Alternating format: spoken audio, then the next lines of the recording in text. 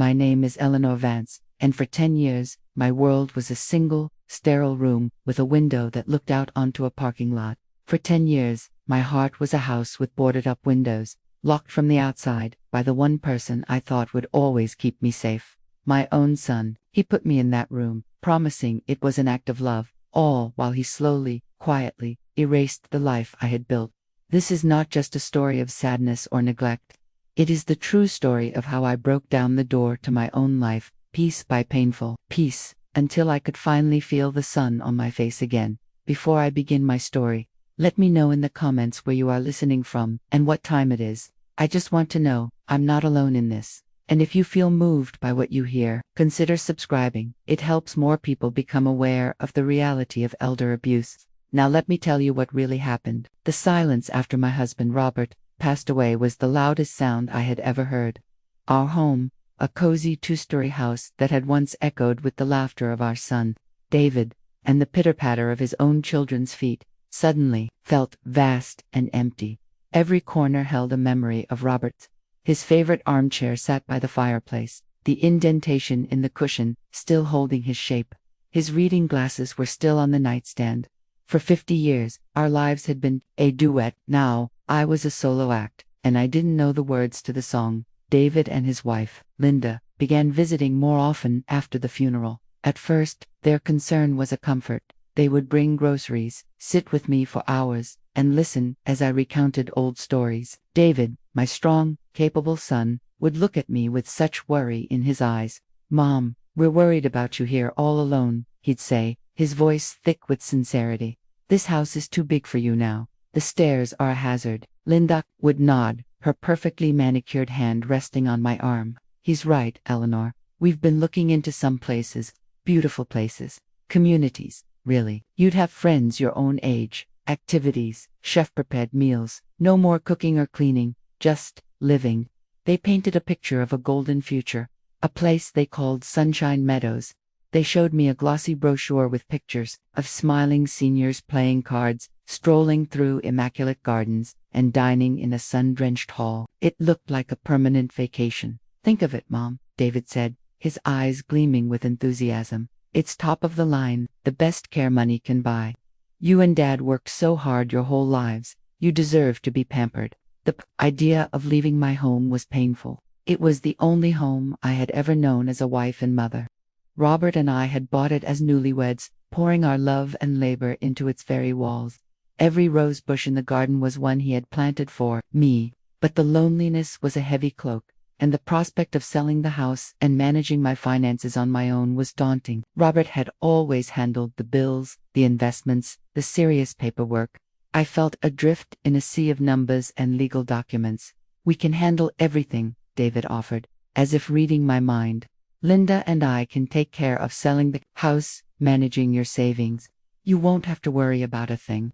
We'll make sure your money is safe and that all your expenses at Sunshine Meadows are paid.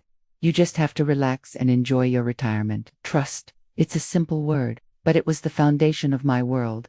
I trusted my son. I had held him as a baby, nursed his fevers, cheered at his graduations. He was a part of me.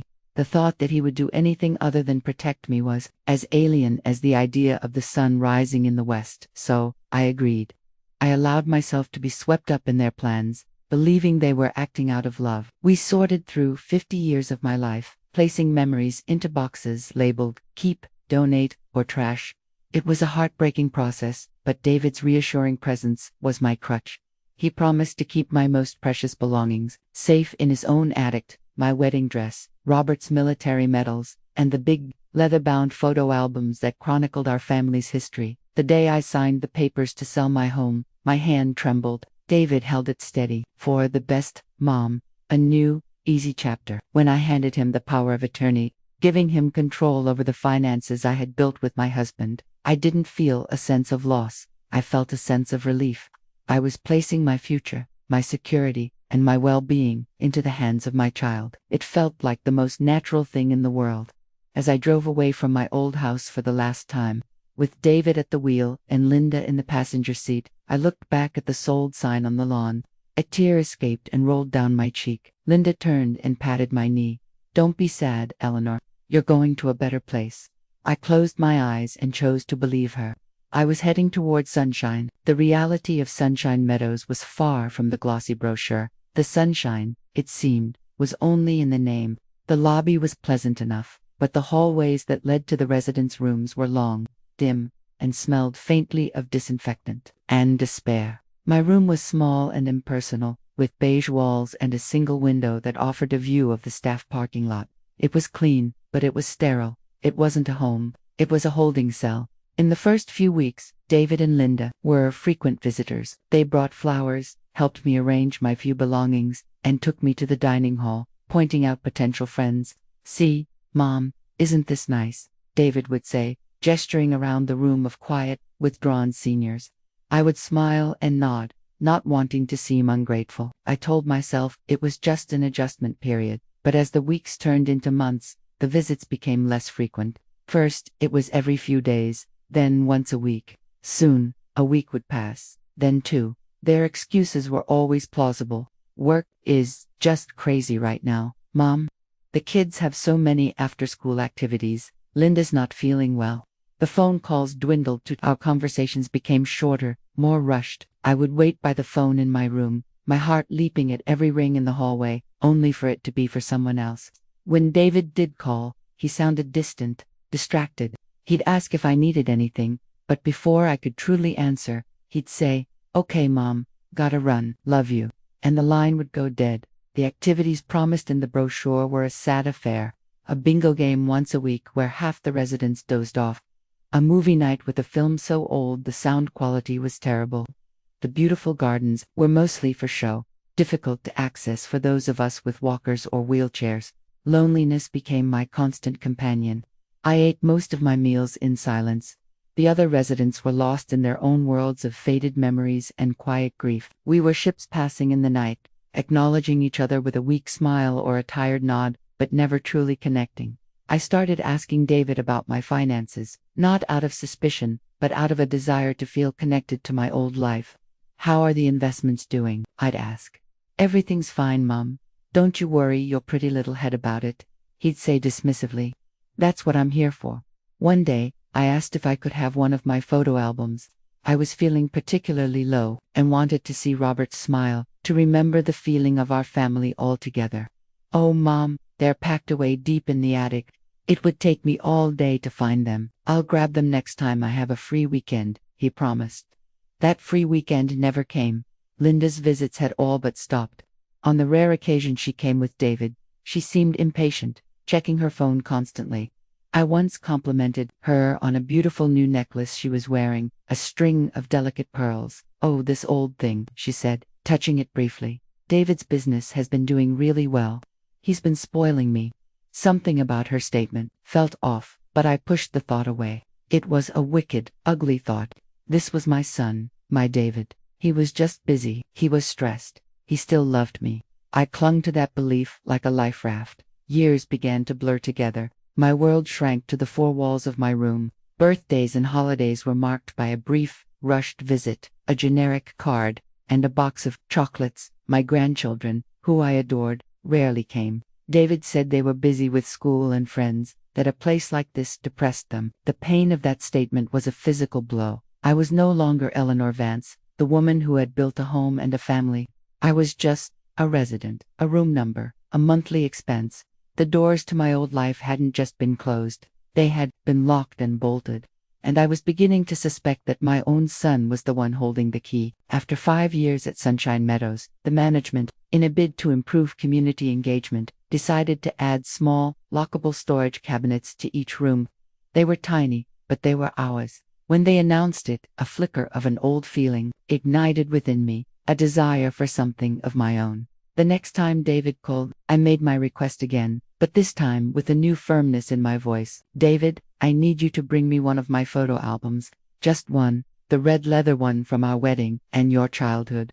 They are putting in new cabinets, and I want to have it with me." My tone must have conveyed that this wasn't a casual wish, it was a demand. He sighed heavily, a sound of pure inconvenience. "Mom, I told you, they're buried. It's a huge hassle." "Please, David," I said, my voice softer now. "It's important to me." He finally relented with another exasperated sigh. Week later, he showed up for a 5-minute visit. He didn't even come into the room, just stood in the doorway and handed me the heavy, red leather album. He looked tired and annoyed. "Here," he said, "gotta go, I'm late for a meeting." And he was gone. I didn't care. I clutched the album to my chest like a priceless treasure. Back in my armchair, I slowly opened the stiff cover. The faint, musty smell of old paper and glue filled the air. The scent of my past. That the first page was a picture of me and Robert on our wedding day. We were so young, beaming with a kind of fearless joy that only youth can know. I traced the outline of his handsome face, my finger lingering on his smile. The tears came then, hot and silent. They weren't just tears for a lost husband, but for a lost life. I turned the pages slowly, chronologically. There was the day we brought David home from the hospital, a tiny, bundled miracle in my arms. There was his first birthday, his face smeared with cake. There he was on his first bicycle, grinning proudly without his 2 front teeth. Page after page, a lifetime of love and happy milestones unfolded. Our home was in the background of almost every shot, the familiar floral wallpaper, the stone fireplace Robert was so proud of, the sprawling oak tree in the backyard. As I delved deeper into the album, a new feeling began to mix with the nostalgia, a cold, hard clarity. I saw pictures of family vacations, modest trips to the lake, camping in the national parks. We weren't wealthy, but we were rich in experience and love. We had saved diligently, Robert and I. We had been frugal, not because we were stingy, but because we were building a future, a safety net for our retirement and a legacy for our son. The contrast between the life in those photos and my current existence was staggering. The vibrant, loving world within that album felt like a foreign country. Here I was, sitting in a sterile room, subsisting on bland food and fleeting moments of human contact, while the substantial savings Robert and I had built were supposedly paying for my top-of-the-line care. It was during this time that I met Sarah. She was a new caregiver, young enough to be my granddaughter, with kind eyes and a gentle touch. Unlike the other perpetually rushed staff members, Sarah took her time. She would talk to me while she helped me with my daily routine, asking about my life, about the people in the photos I now kept on my nightstand. One afternoon, she saw me looking at the album, my face streaked with tears. She sat on the edge of my bed. "That's a beautiful family, Mrs. Vance," she said softly. "It was," I whispered, my voice choked. She looked from the picture of my vibrant, welcoming home to the drab walls of my room. She didn't say anything, but her eyes were full of an understanding that I hadn't seen in years. She saw the disconnect. I pointed to a picture of David as a teenager, laughing with his father in our backyard. "That's my son," I said. "He put me here. He told me it was the best, that I would be happy." Sarah simply placed her hand on mine. It was a small gesture, but it was everything. It was the first time in 5 years that I felt truly seen. Looking from the smiling boy in the photograph to the compassionate face of this young stranger, the truth finally settled in my heart, hard and sharp as a shard of glass. My son hadn't just put me in a home, he had put me away. The life in this album wasn't just in the past, it had been taken from me. And as I sat there with that painful, undeniable realization, a new feeling began to burn through the fog of my sorrow, a quiet, simmering anger. The years continued to pass, each one eroding a little more of my spirit. My 10th year at Sunshine Meadows began with a persistent cough that settled deep in my chest. It grew worse over the weeks, leaving me weak and breathless. I filled out the official request forms for a doctor's visit, but they went unanswered. The on-site nurse would just check my temperature, tell me it was a common cold, and give me cough syrup that did nothing.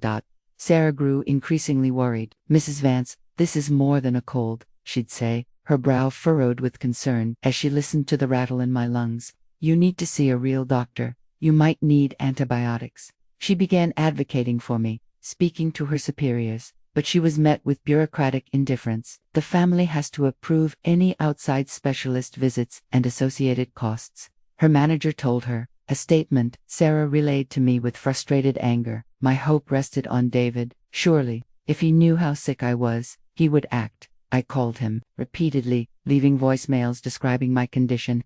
For a week, there was no reply.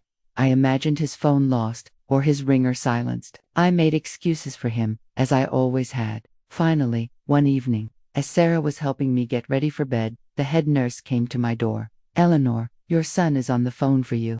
Relief washed over me, so potent it made me dizzy. Sarah helped me to the phone at the nurse's station. My hand was shaking as I picked up the receiver. "David," I croaked, my voice a dry rasp. "Hi, Mom. What's wrong?" The nurse said it was an emergency. He sounded irritated, as if my emergency was an annoying interruption. "David, I'm so sick," I said, trying to keep my voice steady. "The cough won't go away. I can barely breathe sometimes. I need to see a doctor, a real doctor." There was a pause. I heard the clinking of glasses and faint music in the background. "He was at a restaurant." "Mom," the nurse there said, "you're fine. You know how you tend to worry," he said, his tone condescending. "No, David, this is different," I pleaded. "The caregiver, Sarah, she's worried too. They said you have to approve it." I heard him sigh, a long, dramatic sound. Then I heard him speak to someone else, his voice muffled as he covered the receiver. "It's my mother. She thinks she's dying." Again, then, Linda's voice, sharp and clear. "Tell them no. We can't afford another big bill right now, not after the new car." The world seemed to stop. I felt the blood drain from my face. "We can't afford it." The words echoed in the cavern of my mind. My money, the money Robert and I had saved for our entire lives, the money from the sale of our home, was meant for this very purpose, to care for me in my old age, in my sickness, and they couldn't afford it because of a new car. David's voice came back on the line, falsely cheerful. "Look, Mom, just take the medicine they give you. You'll be fine in a few days. I've got to go now. This dinner is important. For business." "David, wait," I started, but the line was already dead. I stood there, holding the silent receiver, the muffled sounds of the restaurant still ringing in my ears. It was no longer a suspicion. It was no longer a sad feeling. It was a fact, brutal and undeniable. My son, my own flesh and blood, was actively denying me medical care to fund his and Linda's lifestyle. He wasn't just neglecting me. He was endangering me. He was letting me waste away in this room while he drove a new car and ate at fancy restaurants on my dime. I shuffled back to my room, each step heavier than the last. Sarah was waiting, her face a mask of concern. She saw my expression and knew. "What did he say, Mrs. Vance?" she asked gently. I looked at her, and the dam of 10 years of suppressed pain, of quiet acceptance, finally broke. But it wasn't tears that came. It was ice. A cold, hard fury solidified in my chest. The frail, lonely old woman who had entered that hallway disappeared, and in her place was someone I hadn't met in a long time, Eleanor Vance, a woman who would not be erased. "He said no," I said, my voice low and steady, devoid of its earlier weakness. I looked directly into Sarah's eyes. "Sarah," I began, my tone resolute, "I need your help. I am not going to die in this room, and my son is not going to get away with this." The turning point wasn't a loud explosion. It was a quiet, deadly crack in the silence of my life. It was the moment my suffering turned into strength. It was the moment I decided to fight back. The fire that David's betrayal lit within me did more for my health than any medicine could have. My cough still lingered, but my mind was sharp and clear, fueled by a singular purpose. The fog of despair had lifted, replaced by the crystal clear certainty of what I had to do. The next day, I confided my entire story to Sarah. I told her about my house, the savings, the power of attorney I had so trustingly signed. I told her about the rushed visits, the ignored calls, and the final, damning conversation I had overheard. She listened without interruption, her expression hardening from sympathy to indignation. "That's not just neglect, Mrs. Vance," she said, her voice shaking with anger. "That's criminal. It's financial exploitation. It's abuse." "I know," I replied calmly. "But what can I do? He controls everything. My own phone was taken away years ago for my own peace of mind. I'm trapped here." Sarah's eyes glinted with the same resolve I felt growing in myself. "No, you're not," she said firmly. "We'll find a way." And so began our secret alliance. Sarah became my eyes and ears, my connection to the outside world. Our conspiracy unfolded in hushed tones behind my closed door during her shifts. She was taking a great risk. If she were caught, she would be fired instantly. But she believed in justice, and she believed in me. Her first act was to bring me a lifeline, a simple, prepaid burner phone. It's not much, she whispered, handing it to me as if it were a state secret, but it can't be traced to you or me.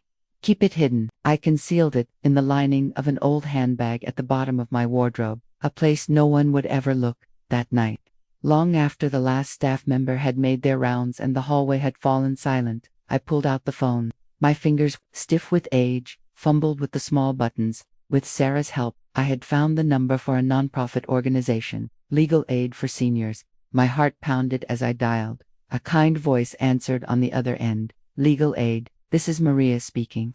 In a low whisper, I poured out my story. I told her everything, from the promise of Sunshine Meadows to the overheard phone call about the new car. Maria listened patiently, her voice calm and reassuring. She asked pointed questions about the power of attorney, the sale of the house, and the name of the facility. Mrs. Vance, she said when I had finished, what you are describing is a classic, tragic case of elder financial abuse. It happens more than you can imagine, but you have rights, and we can help you fight for them. For the first time in a decade, a genuine ray of hope pierced through my gloom. Maria assigned a lawyer to my case, a Mr. Evans. Our communication was clandestine. Mr. Evans would call the burner phone at prearranged times. Sarah would stand watch by my door, ready to create a distraction if anyone approached. Mr. Evans was methodical and brilliant. Eleanor, he said during our first call, our goal is twofold. First, to regain control of your assets. Second, to ensure you are in a safe environment. To do that, we need proof. The challenge was immense. I was isolated, and David held all the documents. But Mr. Evans was resourceful. He explained that, as my legal counsel, he could start subpoenaing records. He just needed my formal consent. He mailed the necessary documents to a post office box Sarah had rented for me under a pseudonym. She would retrieve the mail and bring it to me to sign in secret. While Mr. Evans worked on the legal front, digging into bank records and property deeds, my job was to be the patient, frail mother. I had to play the part, ensuring David and Linda had no idea what was brewing. It was the hardest acting role of my life. When David called for his perfunctory weekly check-in, I would adopt my old weak voice, complaining mildly about my cough, but never mentioning the doctor again. I didn't want to spook him. I needed him to believe he was still completely in control. Weeks turned into a month, then 2. Mr. Evans's investigation was bearing fruit. What he uncovered was worse than I had imagined. David had not only been paying for the subpar care at Sunshine Meadows from my accounts, but he had also been systematically liquidating my stock portfolio. He had used my money as a down payment on a new, much larger house. He had paid for luxury vacations, designer clothes for Linda, and 2 expensive cars. He had drained nearly 3/4 of my life savings, leaving just enough to cover the facility's fees to avoid raising alarms. Seeing the evidence in black and white bank statements and credit card bills that Sarah printed for me from emails, Mr. Evans' scent made me feel sick. But it also hardened my resolve. The son I had loved, the boy in the red photo album, was well and truly gone. In his place was a thief. With the evidence compiled, Mr. Evans and I devised the final step. It was time for the confrontation. We could go straight to the authorities, Eleanor, he explained, and you would have a very strong criminal case. But that can be a long, public, and painful process. There is another way. We can confront them directly and give them a choice. We chose the latter. I didn't want a public spectacle. I just wanted my life back. I will arrange the meeting, I told him, my voice steady. I will tell them I want to discuss my will. The bait was perfect. The mention of a will, and by extension, their inheritance, was something David and Linda would never ignore. The plan was set. The stage was ready for the final act. I made the call myself from the nurse's station phone. I let my voice tremble a little, playing the part of a frail old woman contemplating her mortality. David, I said, I think it's time we talked about ... you know, my will, and final arrangements. I'd like you and Linda to come this Saturday. There are some things we need to sort out. As predicted, his interest was immediate. Of course, Mom, he said, his voice dripping with faux concern. Whatever you need, we'll be there. The greed was practically buzzing through the phone line. On Saturday morning, I dressed with Sarah's help. I chose a simple blue dress, one of the few I had that wasn't a nightgown. Sarah brushed my hair until it shone. Looking in the mirror, I saw not a victim, but a survivor.